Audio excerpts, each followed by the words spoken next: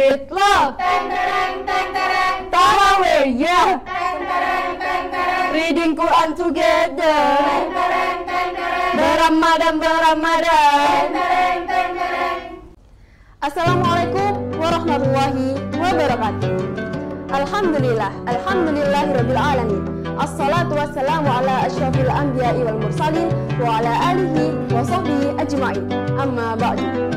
Sebelumnya, perkenalkan nama saya Najwa Aulia Syarif, saya dari kelas 8C.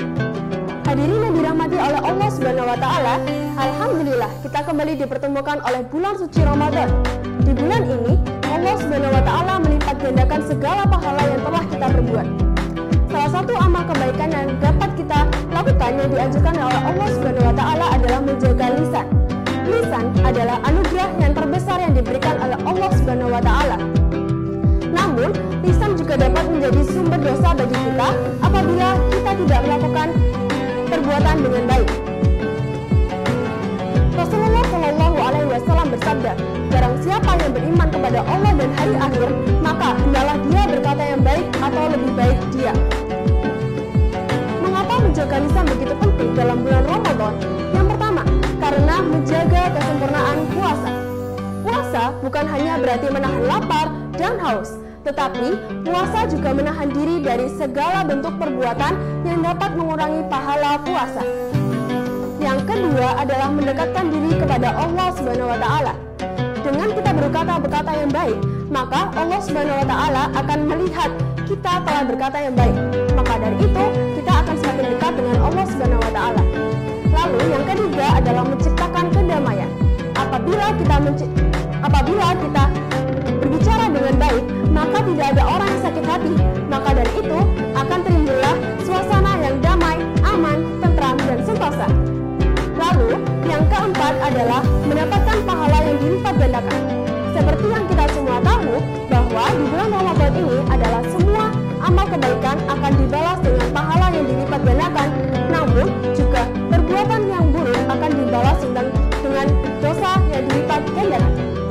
Lalu, bagaimana sih cara kita untuk menjaga lisan? Yang pertama adalah memperbanyak zikir dan membaca Al-Quran. Dengan memperbanyak zikir dan membaca Al-Quran, maka lisan kita akan senantiasa basah oleh kalimat-kalimat yang baik. Lalu, yang kedua adalah mendekatkan diri kepada Rasulullah Shallallahu Alaihi Wasallam. Dengan berkata-kata yang baik, maka dari itu kita akan senantiasa dekat dengan Allah Subhanahu wa taala. Lalu yang ketiga adalah hindari perkataan yang sia-sia. Seperti yang saya jelaskan tadi, maka perkataan yang sia-sia adalah perkataan yang mengandung kebohongan, fitnah, ghibah, atau bahkan perkataan-perkataan yang dapat menyakiti hati orang lain. Lalu yang keempat adalah berlatih berbicara dengan baik.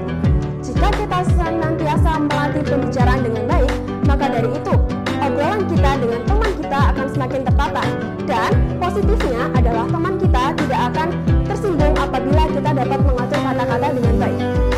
Hadirin yang dirahmati oleh Allah Subhanahu wa taala, semoga apa yang saya sampaikan kali ini dapat bermanfaat bagi diri saya sendiri dan banyak orang khususnya.